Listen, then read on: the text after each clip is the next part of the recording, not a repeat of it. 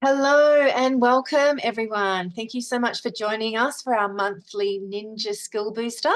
Today is all about communication, and we had some technical difficulties with the presentation this morning. So this is a re-recording of our session. So thank you for coming along. So I'm Shah and I'm a productivity ninja here at Think Productive, and it's very exciting to be sharing this content with you today. The Productivity Ninja team absolutely love talking about all this productivity and workplace wellbeing stuff. So please keep in touch with us and follow us along on any of the usual socials that you can see on the screen now. We would love to hear from you. So as a quick introduction to Think Productive, we're a global team of ninjas. And yes, that is a very real title and a very fun one to have. And we're actually on a mission to create a work revolution where everyone loves Mondays. Yes, I know, right? Imagine that. Everyone loving Mondays. That's our mission. So since 2009, we've been challenging people's thinking around the way they work in a lovely, kind way, and inspiring and equipping them with the tools to change the way that they work for the better. We help transform workplaces and drive real results in areas such as higher productivity, lower stress, more creativity, better performance, healthier relationships with work, and better workplace environments. And who doesn't want some of all of that? So today I'll be sharing some of the content from our Supercharge Your Team Comms workshop. This is a really powerful workshop to help your team think about your workplace comms more deeply, to consider what's working and what's not, where are the tools that you use for communication that are helping you, and where they could also be hindering you or taking you off track or distracting you, which we all know happens a lot. Or maybe that some of the comms you're using are even isolating some of your team members. So it's really good to just think about which comms are also helping you connect and collaborate beautifully as well, because it's really good to identify those as well, right? And this is all covered in our fuller workshop, the Supercharge Your Team Comms. If you would like to know a little bit more about that, you can find that on our website. So today we covered 5 main things to get you thinking about how to help with some of the main issues that we're seeing with the comms in the workplace right now. So we're going to have a look at these. We are going to look at why great comms are more important than ever now in our very busy, fast-paced world. We're going to be sharing some tools on how we can make our comms pop, and this will make more sense once we get into the detail of that. We'll be thinking about calm comms, and this is a really great tool to help us write comms with clarity and with kindness. I'm also going to encourage you to do some comms audits and, as always, take some action. Because we all know knowledge is one part of the equation, but taking action is what gets us our results. So one of the most common issues we're seeing across the board, across all different kinds of organisations at the moment, is the struggle of choosing the right way to communicate, especially with all the comm tools that we have available to us. There's just so many, right? And deciding which tool to use for what and which one to use for different types of communication. This is what we call confusion. So I'd really like you just to reflect on that, just reflect. Do you feel overwhelmed sometimes or confused about where to put a quick message versus maybe assign a task? So it's really just good to have a little bit of a reflection around, the different tools that you have available and any confusion or overwhelm that's bringing up for you, because we see it across the board. This morning's recording, everyone was saying, yes, yes, yes, yes, yes, this is exactly how I'm feeling. So it's very, very normal to feel that way. You're not alone. Okay, so what we know about great communication is that it's really, really critical for productivity and well-being and to help us all flourish in our roles at work. Good communication can build or destroy trust and psychological safety in our workplaces. So it's a very, very critical skill to harness. So this slide here is relating to a Boston consulting group survey that was done in 2020, so right during COVID. And after job security, which was the highest form of trust that people felt at their work, what we saw was that good comms was the second most important aspect of building trust. And it's even more important now with remote and hybrid working that's becoming the norm. So again, how we communicate is a really pivotal skill to harness and is really critical to maintaining our productivity and our well-being at work and building a culture of trust and collaboration. And so I'd just like to take this moment now just to take this thought on board, that every piece of comms that we send out or receive is a step towards or away from our desired outcomes. And it's really important to make it count. So it's really, really good just to pause and reflect on this. And it's so good, I'm going to read it again. So every piece of comms is a step towards or away from your desired outcomes. And it's really important to make it count. And so what can we do to improve the comms that we have right now? Well, we have a few tools that can help you improve your comms straight away. And firstly, we like to think of the acronym POP. So to create great comms, you need to firstly identify the right kind of comms channel, which is the right channel for you to use for the comms that you're sending.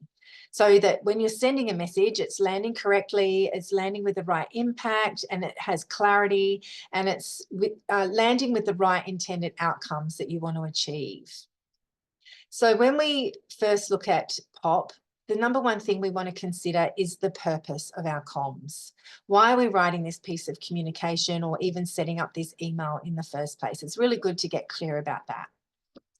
When we're clear on the why, then we can make sure that the channel that we select to deliver our comms will have the best impact on what we're communicating. Secondly, we want to think about the outcome. So what is the result that we're looking for here? What's our desired outcome? We want to be totally clear and include the outcome in all the comms that we send. So that helps to develop agreement on what the task or that the action is.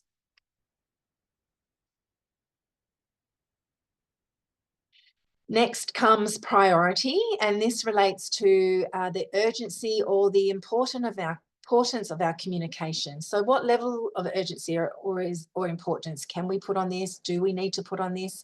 And this will also help us to decide which channel is appropriate as well. So for example, if something's really, really urgent, it's probably not a good idea to send that communication in an email, particularly given how many emails people are receiving these days. It could easily get lost. So it's really good to think about where the priority of these communications sit before we send it as well.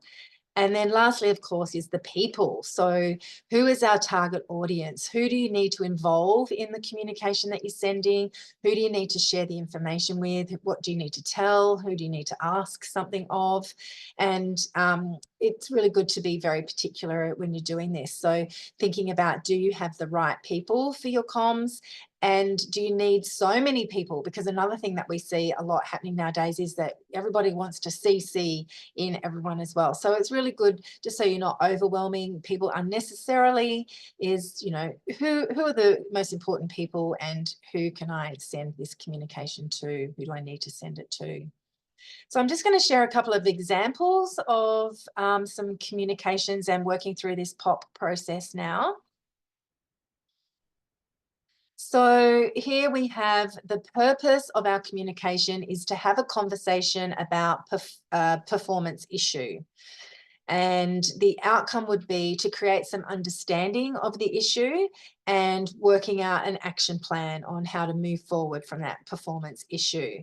The priority is high because we want to get on top of the issue as quickly as we can. And so it would be a direct conversation between two people. And so therefore, the result of the comms that we would be sending would be scheduling a one-on-one conversation with the person. It wouldn't be something that you would put in an email because that wouldn't be appropriate or build trust. So that's our first example that we have there. And next example.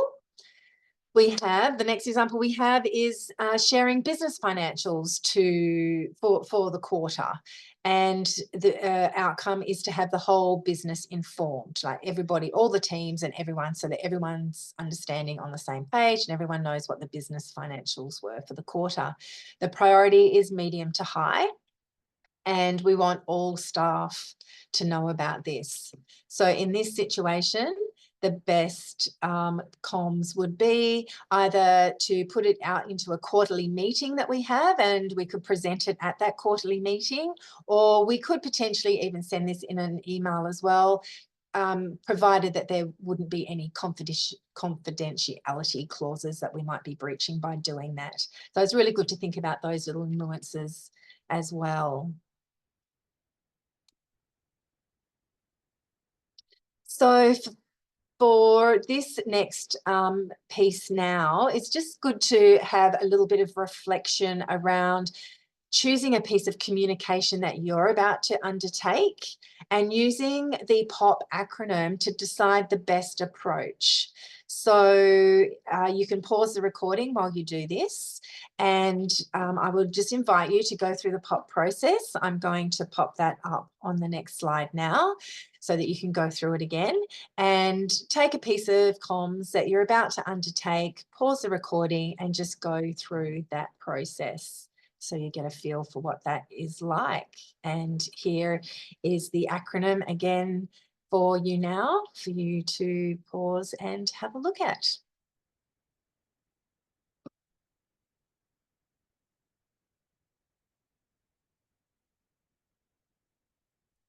Okay, so I hope that went well. I hope you had a good experience with that POP process.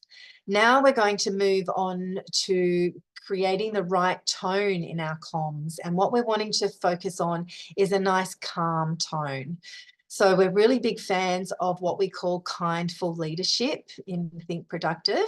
In fact, 𝗂𝗵𝗿𝗄𝗏, the founder of Think Productive in the UK, is actually writing a book about this topic now, which will be out in October. So that's something to look out for, because kindful leadership is really you know, is the way to move forward in everything that we do.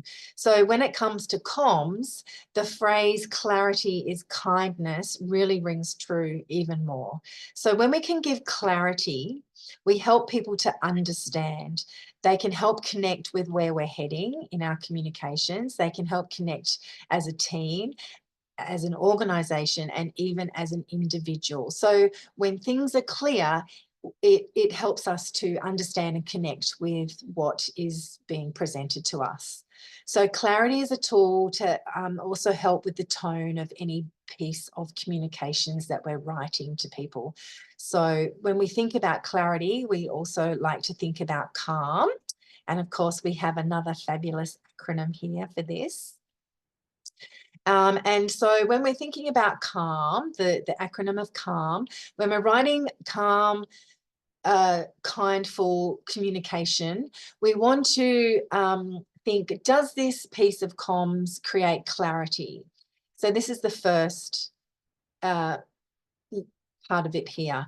Is it written in a concise manner? Does it create confusion and clutter, or does it clarify what we're trying to say? And if we think about this in email etiquette, you know, sometimes we've all probably received huge, big, long emails. It's like a war and peace, and it's hard to kind of make out what the person's saying and what they want us to act on and what's required from us. So this is that clarity is really about being concise and offering clarity in your communication. Next, we come to affirm, and affirming is just about acknowledging the recipient's role and involvement. So we want to provide assurance for the person that's receiving our communication about what input is required from them and what's important. What is the point that we're affirming here and that we're wanting them to be part of? It can also be about including information on the why we need them involved and just to help them fully understand the purpose around what we're communicating. So as an example, we could say something like, as a valued member of the project team, I really need your input on this. So that's very clear. It's affirming that what's required of them. Next, we come to leading, and this is all about showing positive intent. So the core of positive intent is about believing that we're all doing the best that we can. So it's showing leadership, it's showing trust in the people that we're communicating with, and choosing to assume that our co-workers are working to the best of their abilities with the resources and the information that they have right now. So when asking yourself, does this piece of communication lead the receiver in a positive direction? And is it providing focus on the task at hand? And assuming that they're doing the best that they can. And lastly is maximizing. So, and I really like this one because it's because every piece of communication is moving us forward or away from our desired outcome, we want to maximize the opportunities that are presented when we're communicating with other people. And this is really about connecting and nurturing not only the people that we're communicating with, but our company values and our company culture. And we really want to be able to nurture those in all of our communications as well. And so in doing this, we want to be asking, you know, is this piece of communication providing useful connection with the people and or the person that I'm communicating with? And if you're keeping the company business and the culture values in mind as well and linking that into our communication, it can really help you to prioritize and focus on the task that you're involved in as well, and why you're giving that communication. So that's just a really lovely guide there to use. So we'd really love to take another opportunity here for you to experience using the 𝗂𝗏 process. So again, if you would like to pick a piece of communication that you're about to undertake, it can even be the piece that you reflected on with the POP process. And use the 𝗂𝗏 process to start crafting your communication with kindness. So again, you can pause the recording now and go through that process with whatever communication you're about to undertake at the moment. And I will also go to our 𝗂𝗏 acronym so that you can see that as you go through this process. So feel free to pause the recording, come to your piece of comms that you're about to undertake and look at it from that perspective of calm, kindful communication.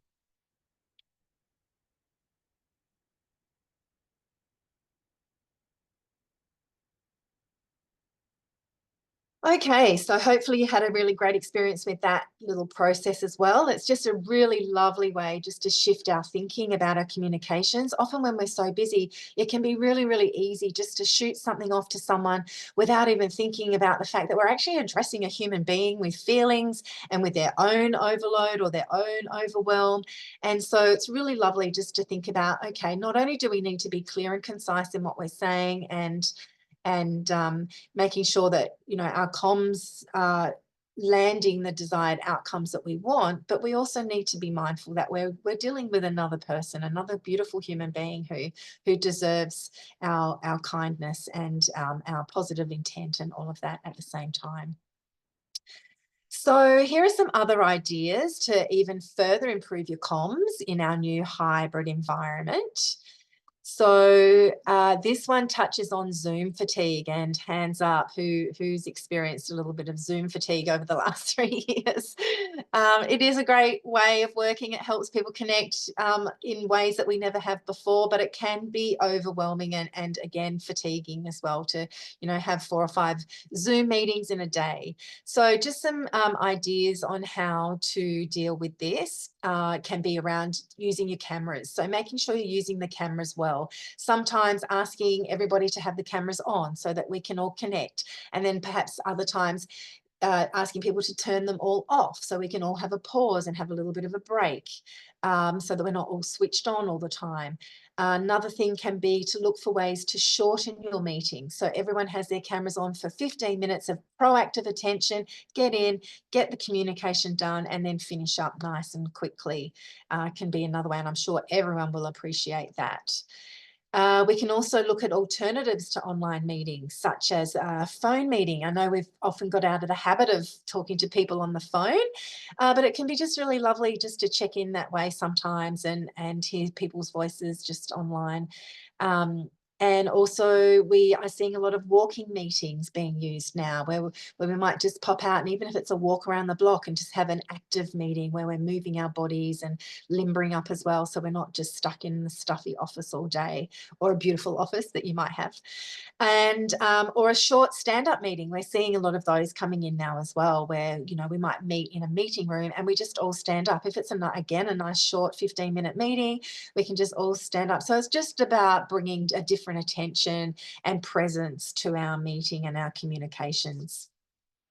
And just being mindful that too many Zoom meetings can really affect the quality of our comms with that comm fatigue. You know, by the time you get to your 5th Zoom meeting for the day, you might be like, oh, here we go again. So being really mindful about in your schedule, looking at how you can mix up your meeting formats a little bit as well. And then, of course, we like to think about connection, which is really, really important. You know, connecting informally, or looking at ways of creating connection with everybody as they arrive in a meeting and generating that team engagement. So we always say never miss a chance to check in at the start of any meeting. We like to use some gamification to do that, to create connection and to engage teams, and even just to strengthen relationships, you know, like with a little pop quiz. You know, tell us your favorite thing that you're looking forward to on the weekend, or just to get to know each other a bit better, or you know, favorite joke that you've heard, or just anything fun that just helps to connect people and bring their proactive attention to the meeting space and to engage in the activity. And then also proximity bias. So this is another one that we're seeing a lot at the moment, is that proximity bias is creating feelings of isolation and disconnection for those people who may not be able to attend meetings in person or in the same location. So we really want to, again, be thinking about taking care of everybody that's in a meeting, whether they're in the room or not. That's that kindful leadership. So if your teams can't all be in the same physical space, then it can be a really great tool to implement the one-person device rule so that everyone's equally supported. And this is about nominating a care person. So their role is to look after anybody who's dialing in. So that person makes sure that the online person has a voice, that they can be heard in the physical space, that they're hearing what's being said in the physical space, because sometimes that can get lost if you're online and everybody else is present face to face. So you know, if meetings are predominantly face-to-face with a small minority dialing in, it's really important to make sure that you're checking in with those people and making sure that they're feeling included and looked after as well, just as we would all like to be treated that way as well. And it just helps also to create more productive meetings and better connection. So this is just a really fun example of a check-in that we use quite a lot in our online webinars and training sessions that we do online. It's a great way to check in with everyone and see how everybody's feeling. It's fun. And what we like to do is we just get everybody to look at all the faces of the puppies there and just tune in and pick a number of the puppy that they're feeling most aligned with. And then we ask people to put their number in the chat so that we can just see how everybody's feeling and what's going on. It can be really useful. You know, if someone's had a late night up with a baby or a sick parent or something like that, and you know that they're saying, oh, I'm feeling like an 8, so it can be really good to know, okay, well, that person needs a little bit extra awareness around their intention because they're feeling tired or whatever it might be. So this is just a really lovely, fun way of creating good engagement and check-in at the start of our meetings. So just a little bit of time again, just to have a reflection. And this is an opportunity here to just think about how could your comms be improved? To just pause and think about, what type of comms am I sending? What's the quality of my comms like? Are they clear and concise? You know, what can you adopt for yourself or your workplace that would improve the comms that everybody's sharing? So if you would like to pause again, you can just take a moment to think about that, or put it as something to do at the end of this recording. But it's just really, really great just to think about that. I actually would love to quickly share. I had somebody send me a quick email with, it had quite a lot of content in it.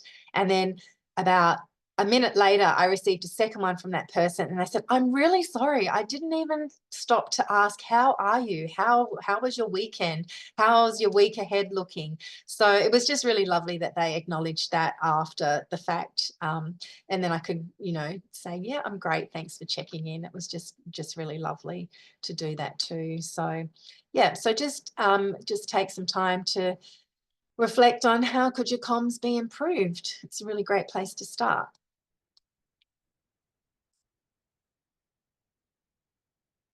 Okay, so one last thing I'd love to encourage you to do is a comms audit. So this can be really good to just spend some time reviewing all the tools that you have available to you in your workplace, or your communication tools available, to really dig into and look at what's working well and what's not working. Where are things getting lost? And just to consider how you would do things differently. A comms manifesto allows us all to agree to some rules of engagement and ways of working when it comes to communications.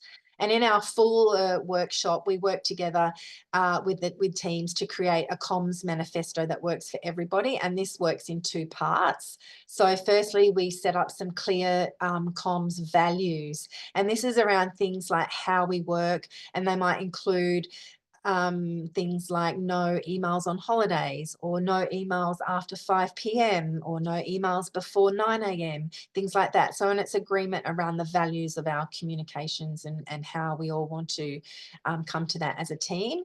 And then the second part is our tools guideline. So when to use which tools for which types of communication. And this can be really valuable because we're hearing a lot of people, they're overwhelmed with comms coming through email, and then they're getting comms through Teams, and then they might be getting comms through Slack, and it can all get mixed up in a big basket of mess. So it can be really, really helpful to have team communications and a manifesto around what type of comms we use for this type of task, what type of comms we use for project delivery, and all that sort of thing. So you know, with tools and guidelines, it might be things around emails might have a 24-hour response time as well, around our expected responses and things like that. So if you would like to know more about creating a comms manifesto, please get in touch with us. We love to chat and help out with those sorts of things as well. So we've covered a lot today. So let's just recap. We have talked about why great comms are more important than ever in our busy, overwhelmed world. Creating comms that pop. Creating calm comms. Doing a comms audit. And of course, taking action, which is really important. So if you'd like to know more about the full Supercharge Your Team Comms workshop, please let us know. The link will be in the description below this recording. So you can click onto that there for that. We also have our next public workshop on the 24th of July. The Way of the Productivity Ninja is our Ninja Fundamentals workshop. It's a brilliant 90-minute session full of great ninja tips. We have some early bird tickets available for $99 for the one coming up towards the end of July, which is great. Great opportunity if you have new starters onboarding. And the link for this is also in the description below this recording. So thank you so much, everybody. I hope this has been really helpful. I hope it's given you some good ideas for your comms now that you can move ahead with. Please get in touch with us if you have any more questions, or if you'd like any more support in your workplace. And I wish you all a really beautiful day. Thank you.